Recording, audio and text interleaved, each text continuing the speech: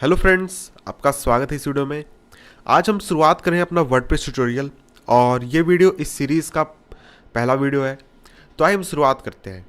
तो सबसे पहले वर्डप्रेस का अगर आपने अभी अभी वेबसाइट क्रिएट किया है और आप ये सोच रहे हैं कि किस तरह से उसमें काम करते हैं, किस तरह से पोस्ट क्रिएट करते हैं, डिफरेंट बहुत सारे क्वेश्चन हैं आपके मन में, तो हम इस सीरीज़ में आपके लिए सारे क्वेश्चंस के आंसर करने वाले हैं। तो सबसे पहले आप देख लेते हैं कि लॉगिन कहाँ से कर सकते हैं।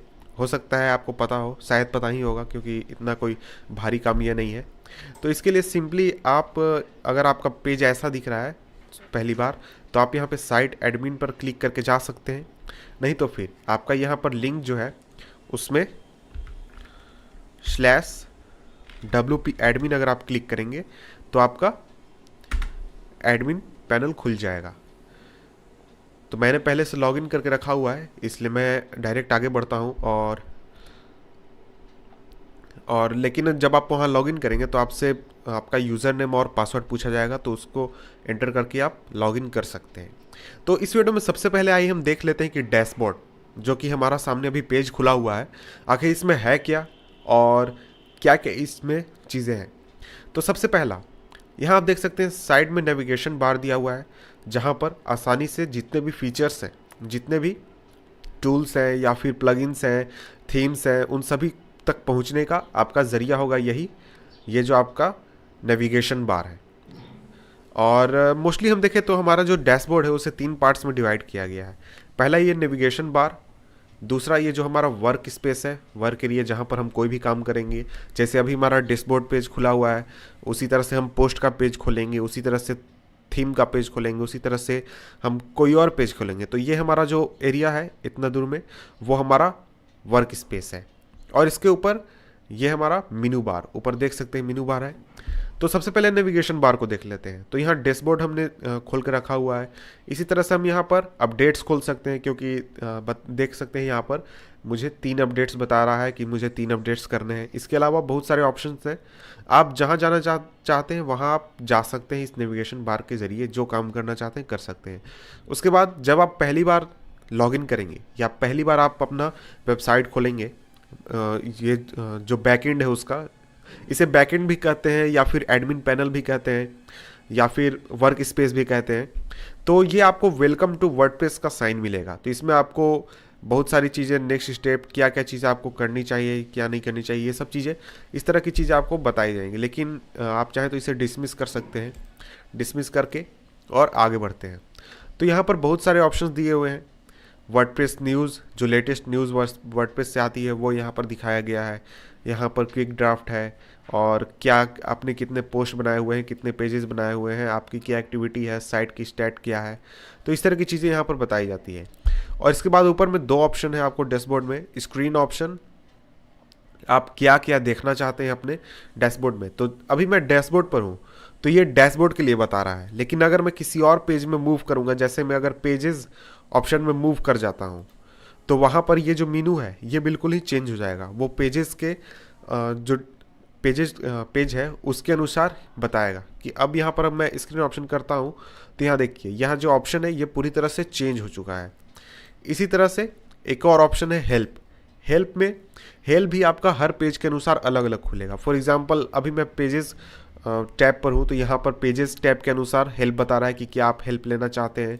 उसी तरह से अगर मैं डैशबोर्ड पर चला जाऊँ तो डैशबोर्ड के लिए वो अलग हेल्प पेज खोलेगा। तो इसके अलावा अब हम देख लेते हैं जो नेविगेशन बार है उसमें किन किन चीज़ों से हम क्या क्या करने वाले हैं। तो इस वीडियो में हम एक ओवरव्यू करेंगे पूरे वर्डप्रेस का। तो ये हमारा डैशबोर्ड है। यहाँ पर जो आपको साइट स्टैट्स, मान लीजिए जब आप लॉगिन करेंगे तो कितने व्यूज़ आ रहे हैं, कितने आपके फॉलोअर्स बढ़े, इन सभी चीज़ों को यहाँ पर देखने को मिलेगा। क्या एक्टिविटी हुई, कितने पोस्ट हैं, आप चाहें तो कोई क्विक ड्राफ्ट बना सकते हैं। इसके बाद नेक्स्ट है अपडेट्स आप यहाँ से चाहे तो कर सकते हैं। जितने भी आपको अपडेट्स आएंगे, वर्डप्रेस के अपडेट या फिर किसी और तरह की अपडेट, तो आपको इस पेज से मिल जाएंगे। इसके बाद है जेटपैक आपको इंस्टॉल करना होगा। जेटपैक एक प्लगइन है, इसमें बहुत सारी चीज़ें मिलती है। जैसे आपको साइट स्टेट मिलता है, आपको आपके ईमेल पर जानकारी मिलती है कि आपकी वेबसाइट अभी डाउन है या नहीं। इस तरह की चीज़ें, बहुत सारी चीज़ें मिलती है। तो देख सकते हैं हमारा जो थीम है वो थीम अपडेट नहीं है, उसे अपडेट करने के लिए कहा जा रहा है। तो इस तरह की जानकारी आपको यहाँ मिलेगी। इसके बाद पोस्ट पेज पर हम तब जाते हैं जब हमें कोई पोस्ट क्रिएट करना होता है। तो यहाँ पोस्ट पर जब आप होवर करेंगे तो आपको ये ऑप्शन मिलेंगे, all post, add new, categories, tags. तो देखिए, जब आप ऑल पोस्ट पर क्रिएट करेंगे तो जितने भी पोस्ट हैं वो आपके सामने खुल जाएंगे। जब आप ऐड न्यू पर क्रिएट करेंगे तो सिंपली आपके सामने एक नया पेज खुलेगा जहां पर आप एक नया पोस्ट क्रिएट कर सकते हैं। तो पोस्ट कैसे बनाते हैं, पोस्ट में टाइटल कैसे लिखते हैं, पोस्ट का एसईओ कैसे करते हैं, ये सब हम सब चीज़ कवर करेंगे आगे के वीडियोज़ में। और यहाँ देखिए कैटेगरीज ऑप्शन जो है, अगर आप कैटेगरीज पर क्लिक करेंगे तो कैटेगरीज के अनुसार सारे पोस्ट खुल जाएंगे। उसी तरह से टैग्स है, जब आप टैग पर क्लिक करेंगे तो मान लीजिए आपने हर वीडियो के लिए अलग अलग टैग बनाकर रखा है। एक कैटेगरी के वीडियो को अलग टैग दिया है, दूसरे कैटेगरी के वीडियो को अलग टैग दिया है उससे रिलेटेड। तो टैग्स के अनुसार सारे आपके पोस्ट के लिस्ट खुल जाएंगे। इसके बाद मीडिया, जितने आपने फोटोज़ अपलोड करके रखे हुए हैं वो आपके मीडिया में खुलेंगे। आपने जितने पेजेस बनाकर रखे हैं वो आपके इन पेजेस में खुलेंगे। जितने आपके कमेंट्स आए हैं लोगों द्वारा वो यहाँ खुलेंगे। फीडबैक आप देना चाहते हैं तो यहाँ से। फिर अपीयरेंस ये सबसे इम्पॉर्टेंट है, क्योंकि यहाँ पर आप आसानी से थीम सेलेक्ट कर सकते हैं। अपीयरेंस में जाकर यहाँ पर अगर थीम पर आप जाएंगे, थीम सेलेक्ट कर सकते हैं। इसके अलावा आप अपने पूरे डिज़ाइन का, जो आपका वेबसाइट है उसका पूरा कस्टमाइज़ करना चाहते हैं कि मैं टाइटल किधर रखूँ, मैं मेनू बार कहाँ रखूँ, मैं फ़ोटो कहाँ रखूँ, इस तरह की चीज़ें आप करना चाहते हैं तो कस्टमाइज़ से आसानी से कर सकते हैं कि मैं अगर साइड में कौन सा मेनू दिखाऊँ, लास्ट सीन या फिर टॉप सर्चेज, इस तरह की चीज़ों को करने के लिए आप कस्टमाइज़ में जा सकते हैं। इसके अलावा आप कोई विजेट जोड़ना चाहते हैं या फिर आप कोई मेनू लगाना चाहते हैं तो ये सभी चीज़ें जो हैं आप यहाँ से कर सकते हैं। और आप अगर कस्टम CSS लगाना चाहते हैं तो आप यहाँ से कर सकते हैं। और आप अपने जो आपका थीम है या फिर वेबसाइट है उसको एडिट करना चाहते हैं कोड के थ्रू तो आप एडिटर ऑप्शन में जाकर कर सकते हैं। इसके अलावा ये जो प्लगइन्स है, प्लगइन्स पर आप क्लिक करेंगे तो यहाँ पर आपको ऑप्शन मिलेगा इंस्टॉल प्लगइन, ऐड न्यू और एडिटर।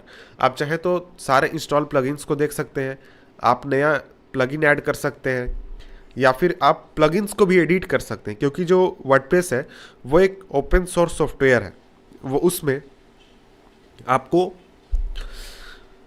आप आसानी से डिफरेंट चीज़ों को एडिट कर सकते हैं। इसके बाद यूज़र्स, अगर आपने 2-3 यूज़र बना रखे हैं अपने वेबसाइट के लिए तो वहाँ पर आप लिस्ट देख सकते हैं। और दूसरे टूल्स, कई तरह के टूल्स होते हैं जिनके बारे में हम आगे के वीडियोस में बात करेंगे, वो सारे टूल्स आपको यहाँ से मिल जाएंगे। इसके बाद सेटिंग्स है, यहाँ पर सेटिंग्स में आपको general setting, writing setting, reading setting, different चीज़ें आप सेट कर सकते हैं यहाँ पर। और इसके बाद ये जो एसईओ का ऑप्शन है ये मैंने इंस्टॉल किया हुआ है, एसईओ यह है वर्डप्रेस एसईओ करने के लिए। और इसके बाद एक और सिक्योरिटी के लिए मैंने लॉगिनाइजर सिक्योरिटी इंस्टॉल किया है। ये अलग तरह से काम करता है, इसके बारे में हम अलग बात करेंगे। तो मुझे लगता है इंट्रोडक्शन के लिए इतना काफ़ी है। आपसे मिलते हैं हम नेक्स्ट वीडियो में जिसमें हम बात करेंगे कुछ डिफरेंट चीज़ के बारे में। तो नेक्स्ट वीडियो आप हमारा ज़रूर देखें। और अगर आपको ये वीडियो पसंद आया तो इस वीडियो को लाइक करें और हमारे चैनल को सब्सक्राइब ज़रूर करें। Good bye.